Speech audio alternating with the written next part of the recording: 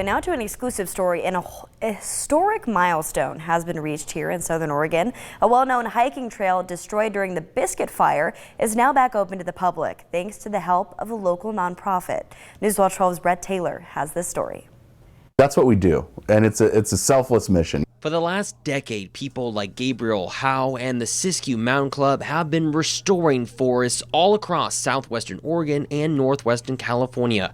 But a little more than 8 years ago, the club took on its biggest restoration project yet. We're kind of angsty looking for projects that we could do over the weekend and stuff, and we saw that the eastern side of the Illinois River Trail needed a ton of help. With more than 30 miles of work needed after the Biscuit Fire destroyed most of the trail back in 2002, Howe and his team of volunteers and interns worked for years on end to get the historic hiking trail back to what it used to be. We just kept plugging away. I mean, we've just been year after year putting our wilderness conservation core onto it. So that's our real firepower program. These are interns who come from all over the country to work these long 8-day hitches, and we kept just poking at it, chipping away at the dozens of fallen trees and overgrown landscape each and every day that they could. We're using hand tools.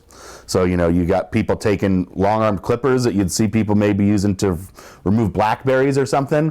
For those logs that fall down, you're taking, in this case, a crosscut saw, like you can see on my wall there, and you're taking those logs out that way. And finally, after 8 years of hard work, the trail is officially back open. Over 100 people over the last 8 years have had something to do, put their boots on the ground, and worked toward opening up the Illinois River National Recreation Trail. But while the Illinois River Trail may be open once again, there are still dozens of other hiking trails across southern Oregon and northern California that still need work done. A year or two after a fire, when that stuff gets established, it goes very rapidly.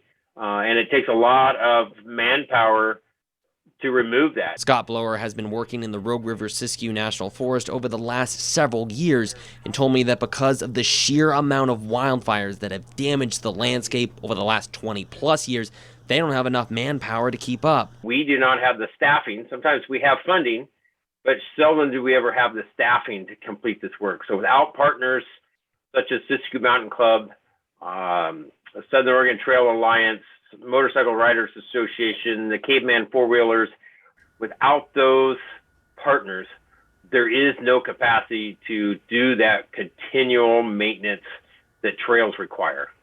Although major restoration work has been completed along the Illinois River Trail, more maintenance work will need to be done over the next several years before the area finally stabilizes. But until that happens, Howe hopes that avid hikers will once again come out to enjoy the beautiful scenery that once created so many memories for those around the community.